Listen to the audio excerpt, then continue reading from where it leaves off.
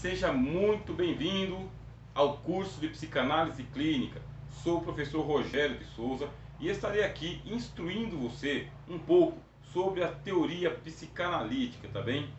Tenha aí em mãos já o seu bloco de anotações para que a gente possa começar com as conceituações, que é aquilo que muito acompanha o ramo da ciência. Temos aqui a palavra teoria. A teoria, ela tem origem na cultura dos gregos, onde os gregos deixavam as suas casas e iam em busca dos deuses. Aonde que esses deuses estavam? Nos seus templos. Seus templos são as suas moradas. Por isso, o grego deixa a sua casa e ele vai, em teoria, até a casa dos deuses. É uma procissão, é uma peregrinação, é um trajeto que ele percorre para que ele possa ter um encontro com o sagrado, o luminoso, o transcendente, o sublime, aquele que é o regulador da ordem social. Por empréstimo, o mundo da ciência pega a palavra teoria junto com o seu conceito para poder dizer o seguinte: nós também temos que ir em busca daquilo que está no além. Temos que deixar a nossa área de conforto, a nossa zona de conforto e buscar melhores explicações do que aquelas que a gente tem. Tem que acontecer uma sublimação daquilo que nós já conhecemos em relação àquilo que nós não conhecemos ainda. Nós temos que fazer uma peregrinação. Nós temos que montar uma procissão, ajuntar a turma inteira, o quanto mais possível de pessoas, para que a gente possa criar uma boa teoria. Aqui no caso, nós vamos falar da teoria psicanalítica. Já lembrando o seguinte: hoje a psicanálise já está estabelecida como uma ciência. Ela é a ciência do inconsciente, mas nem sempre foi assim. Houve um princípio para a psicanálise, e é sobre isso que eu quero conversar com vocês. A dificuldade que havia no princípio para se estabelecer a psicanálise como ciência. O que era certo no tempo em que a psicanálise surgiu era a psicologia. Os psicólogos faziam o estudo do ser humano no contexto da sua sociedade, o seu comportamento, a sua relação com o mundo e com as pessoas, com a sociedade e com os valores. O objeto de estudo dos psicólogos pode ser representado nesta imagem que eu estou mostrando para você. Veja aqui, nós temos as águas do oceano. Como que estão as águas do oceano? Estão visíveis, estão tangíveis, palpáveis, observáveis. Você tem uma cena idílica neste momento. As águas, elas estão calmas. O vento que está soprando sobre elas não é um vento impetuoso, forte. E olha que, para completar a imagem inteira, no fundo você tem um sol maravilhoso e um céu extraordinário. Qual que é o objeto de estudo da psicologia? É a consciência, é o homem consciente, aquele que pode ser observado, aquele que pode ser dimensionado, aquele que no seu dia a dia ele pode ir parar nos relatórios com muito mais facilidade. Ao contrário da psicanálise. Veja só, a psicanálise é a ciência do inconsciente. Enquanto que o psicólogo ele pode parar para observar o sujeito que está diante dele ali e objetivar esse sujeito através de alguns comportamentos, padrões, já a psicanálise ela precisa ir a mar alto. E quando ela vai ao mar alto, a situação é diferente. O que eu estou mostrando para você aqui é um velejador, é um pescador. Pegou o iate dele, singrou os mares, pegou o seu molinete, lançou a isca e aguardou. O que lhe vem à tona? Vem um grande peixe. Este daqui é um dos papéis da psicanálise. Ela precisa trazer à tona aquilo que está abaixo do nível da consciência. Enquanto que na psicologia trabalha-se neste nível, a psicanálise trabalha no abaixo do nível, aquilo que está nas profundezas. E para isso ela precisa desenvolver instrumentos. Aqui no caso representado por este iate, aqui no caso representado por esse pescador, por esse molinete, por essa isca até apanhar aquilo que está lá no que a gente popularmente chama de subconsciente, abaixo do nível da consciência. Mas o termo que é utilizado na psicanálise com mais frequência, ao invés de subconsciente, isso aqui a gente já trabalhou, na verdade, o conceito para ficar mais simplificado. Na psicanálise trabalha-se com o inconsciente. Esse inconsciente quer dizer aquilo que está abaixo do nível da consciência, está interno, está submerso. Será que a gente consegue apanhar tudo que está submerso na consciência de uma pessoa usando somente um molinete? Ora, a própria consciência ela tem as suas divisões, mas e o inconsciente? Tem outras subdivisões. A gente consegue pegar algumas coisas ali na memória. Isso é, na memória fresca, na memória imediata, na memória curta. Mas e aquilo que está arquivado, como se fosse um arquivo morto, dentro do subconsciente, ou melhor, do inconsciente de cada pessoa? Nós precisamos de melhores instrumentos do que apenas um molinete, apenas um iate, apenas uma isca. Precisamos desenvolver roupas de mergulho, precisamos desenvolver balão de oxigênio, precisamos desenvolver nadadeiras, mas isso também não é suficiente, porque o próprio subconsciente ele vai ter camadas de maior profundidade, com maiores pressões psíquicas, e se a gente entrar no subconsciente, seja o nosso, seja de outra pessoa, despreparado, a gente pode desmantelar tanto a nossa psique quanto a psique de outra pessoa. Em psicanálise, o inconsciente ele é um lugar desconhecido pela consciência. Bom, talvez você possa imaginar o seguinte: existe uma relação lógica entre a consciência e o inconsciente. Bom, isso a gente, para falar em teoria, quer dizer, essa procissão, esse caminhar, essa peregrinação, a gente vai criar essa hipótese. Hipótese número 1. Existe uma relação amistosa, tranquila e harmoniosa entre o consciente e o inconsciente. Mas é uma hipótese. E se não houver essa relação? E se houver ali uma barreira? E se houver ali uma barragem? E se houver ali uma alfândega, um paredão entre o inconsciente e a consciência? Bom, é com isso que nós estamos trabalhando, com esse mundo desconhecido. Como a gente viu aqui nos vídeos anteriores, a consciência é aquele mar tranquilo, o vento está brando, o sol está brilhando, o céu está favorável. Mas quando a gente começa a trabalhar com o inconsciente, as ondas elas são um pouco mais bravias. Basta você começar a trabalhar com os instrumentos da psicanálise com uma pessoa e ela vai começando a soltar para você as suas primeiras, vamos chamar de confissões, soltar os seus primeiros, vamos chamar de segredos, aqueles segredos mais inconfessáveis. Você já percebe que as águas não são tão tranquilas assim, que a psique dessa pessoa existe algum abalo nela, algum transtorno nela. Existem alguns transtornos que eles são um pouco mais leves, um pouco mais moderados. Quer dizer, o inconsciente assume, mas ele volta. Ele fica querendo emergir, mas ele submerge. A pessoa que começa a passar por alguns transtornos psíquicos de ordem do psicanalista, daquele que vai investigar o inconsciente, ela começa a dar os primeiros sintomas. As águas não estão tão tranquilas assim. Será que é alguma psicopatia? Será que é alguma neurose? Será que é algum complexo? Será que é algum trauma? O que é que está acontecendo? A inquietação? O que é que está acontecendo? O distúrbio no sono? Ou a insônia? Ou a ansiedade? Dá para ser tratado pelo psicólogo? Ou precisa ir para a psicanálise? Bom, o que a gente vai observar é que se a gente medicar o tratamento apenas atenuante sobre uma pessoa que tem um problema grave na sua psique, ou seja, a sua alma realmente está profundamente doente, Isso vai mitigar por um tempo os seus sofrimentos, mas não vai lhe sarar, não vai lhe sanar.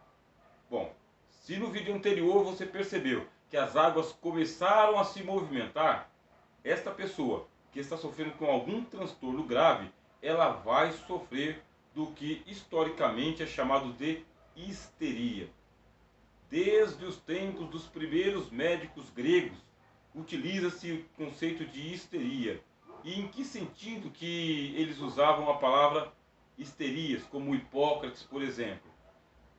Usavam em sentido metafórico, para representar aquilo que acontece no útero de uma mulher que está grávida, de uma mulher que concebe. Quer dizer, existe alguma coisa acontecendo no interior desta mulher que começou a modificar-lhe o comportamento.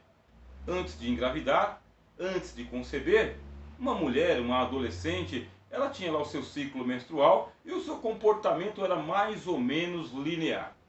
Mas, ao entrar em estado de gravidez, ao conceber, os próprios 5 sentidos dessa mulher já começam a ficar alterados. Aquilo que tinha muito sabor já não tem mais o mesmo sabor. Aquele som que antes era agradável se torna desagradável. Os odores que antes eram atraentes já não são mais atraentes, são repugnantes. O toque, aquele toque que ele era muito bem-vindo, já começa a ser reprimido e rechaçado. Os 5 sentidos da mulher começam a modificar. O Hipócrates e os demais médicos da antiguidade dos gregos observavam que essa mulher ela entrava em estado de histeria, quer dizer, algo está acontecendo em seu útero. Essa mulher ela está grávida. Portanto, tem algo acontecendo no oculto e é por isso que ela está dessa maneira.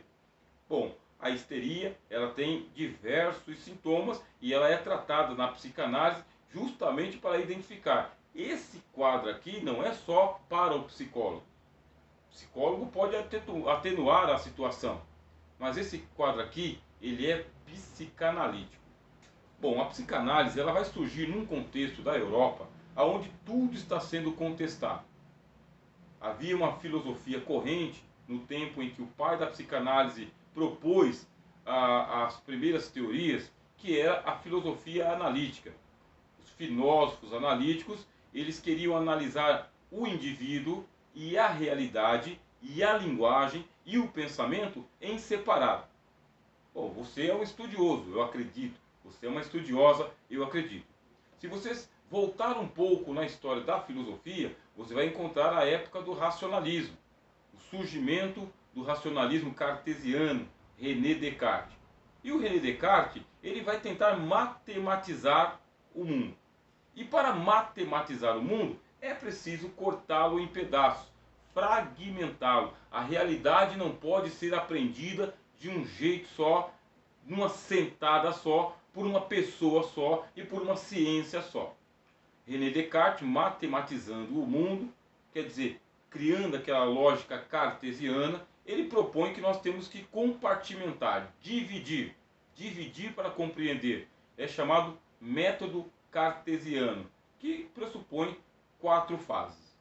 Bom, depois do René Descartes, aquele racionalismo de René Descartes, ele está no início do que se convencionou chamar de Idade Moderna. Aí, nesse tempo da chamada Idade Moderna, é assim que se classifica a história, vão surgir um pouco depois os iluministas.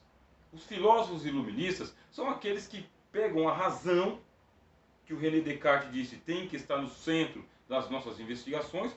Os iluministas pegam a razão e colocam ela no topo da pirâmide, dizendo, ela é a nossa deusa. Tem que ser racionalizado, então vamos endeusar a razão. Surgem os iluministas. E com os iluministas vai surgir essa filosofia que eu disse para vocês, que é a filosofia analítica. Vamos analisar? O que é que eu tenho que fazer para analisar? Eu tenho que dividir a linguagem e o pensamento. O que é a linguagem? Eu estudo o que é a linguagem e o que é o pensamento. E eu também vou estudar o seguinte, o que é o homem e o que é o comportamento. Eu quero saber se esse comportamento ele é humano ou se esse comportamento ele é animal. O que é que o homem e o animal fazem de igual? O que é que o homem e o animal possuem em semelhança? E o que é que os distancia?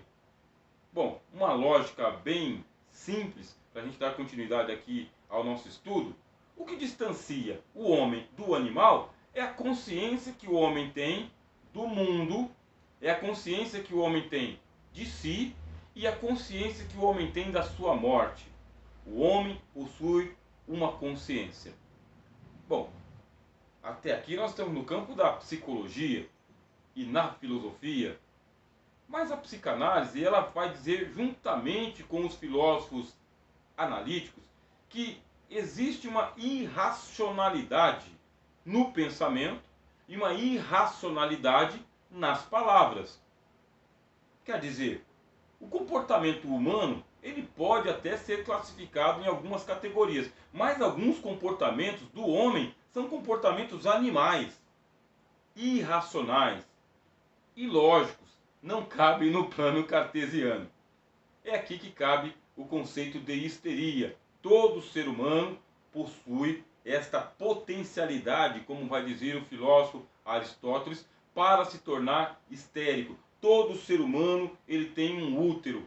Bom, mas eu sou homem, eu não tenho útero, mas você tem o inconsciente. Quer dizer, é uma relação entre o útero que está oculto no corpo da mulher e o inconsciente que está oculto na alma, na psique de cada ser humano. Bom, esse comportamento histérico, ele pode evoluir.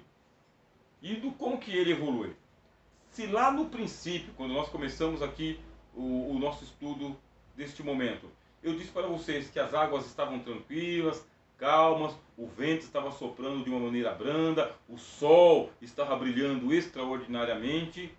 Isso já não está acontecendo na cena que você está vendo se processar aqui. Aqui nós temos a formação de uma tsunami. É a mesma água, é o mesmo oceano. Estamos no mesmo plano. Só que a fenomenalidade da tsunami não é a mesma da primeira cena do mar sereno. E você viu que está acontecendo uma evolução. Uma evolução. Enquanto nós estávamos lá no começo da cena, dava para eu pegar o meu iate, meu molinete, e ir até o mar alto para ver se eu conseguia mexer um pouquinho com a consciência e pegar alguns peixes grandes. Mas eu quero ver você pegar o mesmo velejador, o mesmo molinete, numa situação como essa. Nós, da sociedade de homens e mulheres, nós conseguimos nos manter sociáveis porque o tempo é linear, o espaço é linear e o comportamento ele é linear. Nós estamos aparentados uns com os outros pelos conceitos, pelas ideias, pelos valores, pelos princípios, pelo vocabulário, pelo pensamento. Nós estamos associados à grande comunidade de seres humanos porque a gente vive mais ou menos igual. Agora, tem gente que está com a alma doente. A psique dessa pessoa está doente. E essa pessoa que está doente dentro de um núcleo familiar. Consequentemente, a família da pessoa com a psique doente está sofrendo. Já vem sofrendo com ela. E se não houver um tratamento direcionado para esta doença, a própria família vai sucumbir. Bom, aqui o que nós estamos vendo? Nós estamos vendo a mesma histeria do vídeo anterior. Essa mesma histeria que você está vendo aqui, ela se transforma numa tsunami. A pessoa possui um comportamento altamente agressivo, não somente a si, mas as pessoas que estão à sua volta. É um comportamento ameaçador. E esse comportamento ameaçador, ele amedronta, ele apavora, ele aterroriza, porque pode evoluir de uma mera psicopatia até mesmo para tornar a pessoa um psicopata. Essa psicopatia pode ser pequena, pode ser um transtorno, pode ser uma neurose, pode ser um trauma. Mas e se essa pessoa ela for um psicopata e você não perceber? E quando a gente fala que um psicopata, já é uma própria evolução do sociopata. O sociopata ele vai agredindo as pessoas verbalmente, mantendo elas a meia distância, uma maneira que ele tem de se proteger a si mesmo. Já o psicopata vai agir de uma maneira oposta. Ao invés de afastar as pessoas, ele aproxima as pessoas para lhes manipular as emoções, os sentimentos, os comportamentos, as decisões e as escolhas. E aí está você, estudando a teoria da psicanálise, justamente para saber, nós estamos numa sociedade linear, normativa, do cotidiano, do café com leite, do controle, do equilíbrio, aonde os psicólogos podem ajudar muita gente.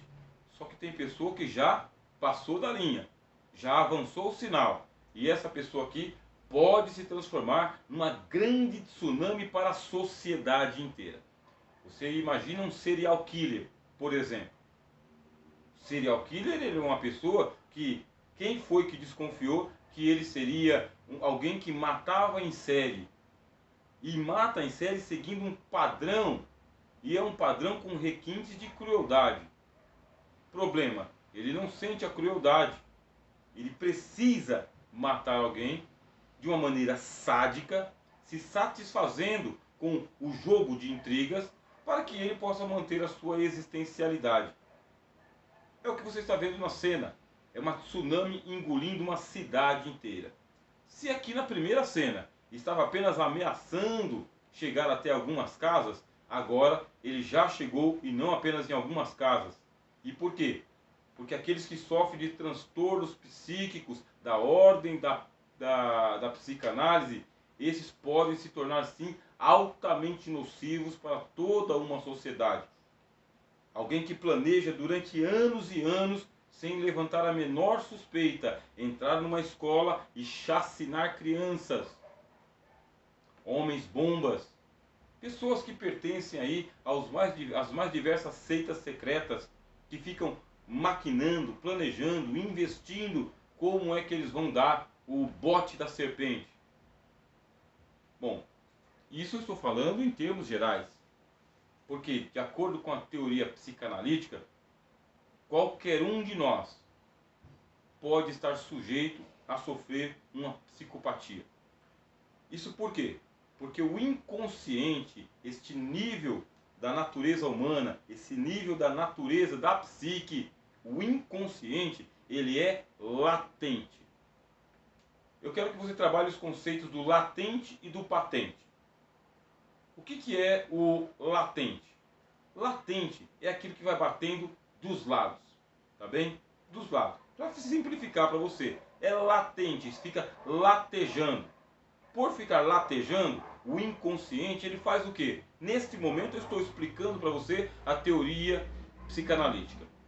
E o meu inconsciente, ele fica dando impulsos, porque ele quer assumir o controle do professor Rogério. Só que existe a barreira.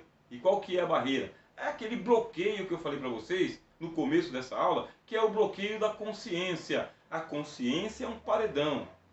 Nós propomos aqui uma hipótese. Será que existe uma harmonia entre o inconsciente e o consciente?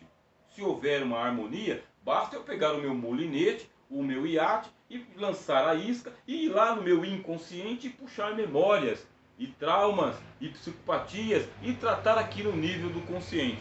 Se houver uma harmonia. Agora, a segunda hipótese é que não.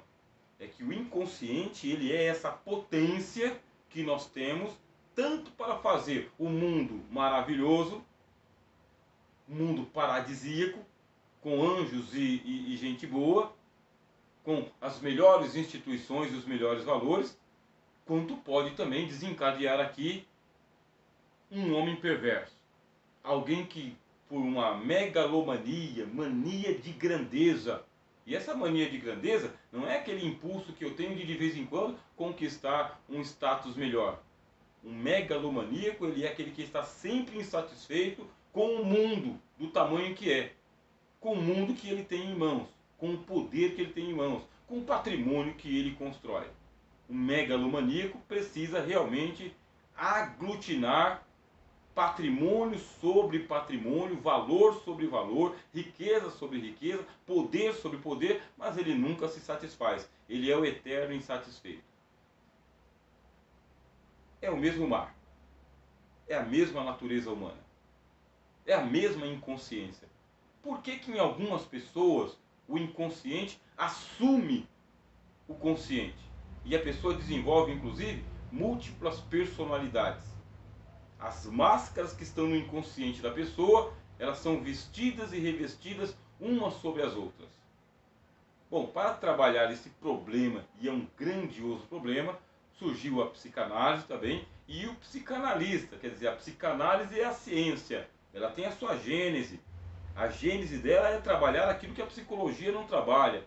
Agora, quem é que vai trabalhar o inconsciente? Quem é o corajoso que vai ousar não apenas lançar uma isca em alto mar? Quem é o corajoso que vai construir o submarino para singrar as profundezas do oceano? Vai surgir a figura que agora é lendária, que é a figura de Sigmund Freud. Tá bem?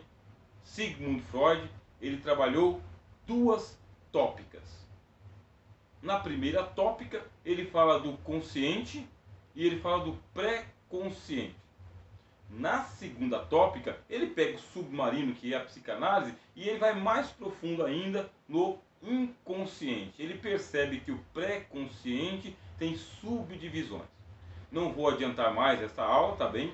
Mas eu vou já deixar você aí na expectativa para a segunda parte da aula, porque aí sim nós vamos avançar e eu vou falar com vocês sobre o consciente e vou falar sobre o pré-consciente, a primeira tópica de Sigmund Freud. Depois nós vamos evoluir com a nossa aula para mostrar que lá no pré-consciente tem coisas acontecendo. E essas coisas que estão acontecendo não é simplesmente acessível a um molinete. Quer dizer, ele pescou só um peixe, mas só aqui, veja só esse monte de tubarões, esse cardume, nem posso chamar isso aqui de cardume, eu costumo chamar cardume um monte de tilápia, mas aqui está, esse monte de tubarões. Não dá para trabalhar com aquilo que está acontecendo no inconsciente apenas com o meu velejador, apenas com o meu molinete. Eu preciso de uma ciência mais profunda. Eu preciso da psicanálise, tá bem? Seja muito bem-vindo ao curso que você está fazendo agora de psicanálise clínica. Sou o professor Rogério de Souza e daqui a pouco eu volto com a continuação desta aula para você.